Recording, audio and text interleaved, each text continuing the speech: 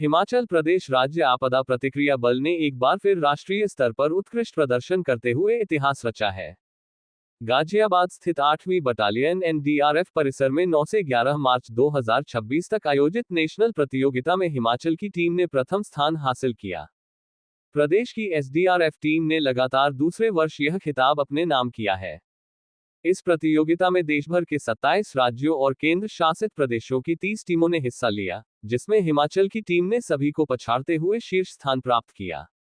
यह उपलब्धि टीम की उच्च स्तरीय ट्रेनिंग, समन्वय और त्वरित आपदा प्रतिक्रिया क्षमता को दर्शाया है। अंतिम परिणामों में हिमाचल प्रदेश एसडीआरएफ पहले स्थान पर रहा, जबकि उत्तर प्रदेश एसडीआरएफ दूसरे और आंध्र प्रदेश एसडीआरएफ तीसरे स्थान पर रहे। मुख्यमंत्री ने शिमला में एसडीआरएफ टीम से मुलाकात कर उन्हें इस ऐतिहासिक सफलता के लिए सम्मानित किया और बधाई दी। मुख्यमंत्री ने कहा कि एसडीआरएफ की यह उपलब्धि प्रदेश के लिए गर्व का विषय है और यह हिमाचल की आपदा प्रबंधन क्षमता को राष्ट्रीय स्तर पर मजबूती को दर्शाती है। उन्होंने कहा कि हिमाचल में आपदा के दौरान एसडीआरएफ ने बेहतरीन काम किया है। वहीं बजट को लेकर विपक्ष के नेता जयराम ठाकुर के द्वारा उठाए गए सवालों को लेकर मुख्यमंत्री ने कहा कि वह सदन में इसका जवाब देंगे। ये हिमाचल को आत्मनिर्भर बनाने वाला बजट है। सैलरी को केवल डेफर किया गया है। बजट में संतुलन बनाया गया है।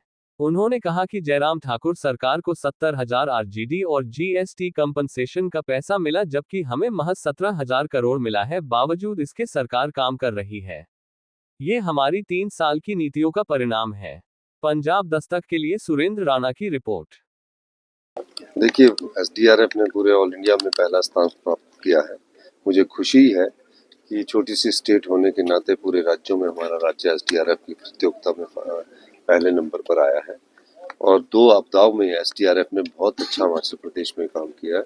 इसके लिए मैं उनको बहुत बहुत शुभकामनाएं देता हूँ। सर, सब प्रकार से मजबूत कर रहे हैं। हम तो आपदा को झेल भी रहे हैं, आपदा को झेलने के बाद उसका समाधान भी कर रहे हैं और जो चीजें हमारी नजर में आती है उनको पूरा करने की कोशिश कर ले जाने वाला है। नेता विपक्ष तो कहते रहते हैं, उनका जो बात का जवाब है वो विधानसभा में दिया जाएगा। सर, एक जिस इस बजट में आरडीजी कटने के बाद जो हमें लगता था कि जिसे अभी जरूरत है उसको राहत देने की हमने कोशिश की है और निश्चित रूप से जब आपके बजट से 8 से 10,000 रुपया केंद्र सरकार जब अपना आरडीजी के रूप में काटती है, जो 1952 से मिलती रही है, तो बजट का संतुलन बनाने के लिए कई प्रकार के उसमें प्रबंध करने पड़ते हैं और मेरा मानना है कि हमने उसको डेफर किया है और 6 महीने में हम काफ़ी अच्छा सुधार करने जा रहे हैं।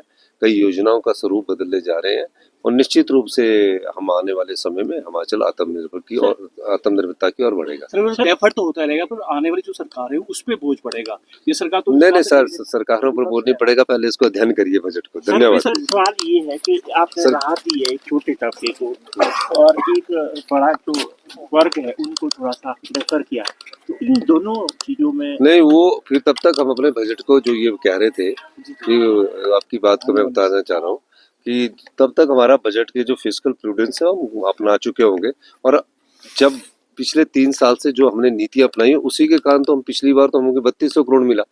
जयराम ठाकुर जी को 70,000 करोड़ रुपया आरडीजी और जीएसटी कंपनसेशन मिला, हमें 17,000 करोड़ मिला, तो भी तो हमने प्रदेश को चलाया है।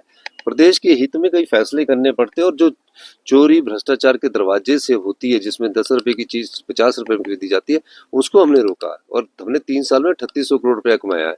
तो अभी निश्चित रूप से इसका लाभ हमको आने वाले समय मिलेगा।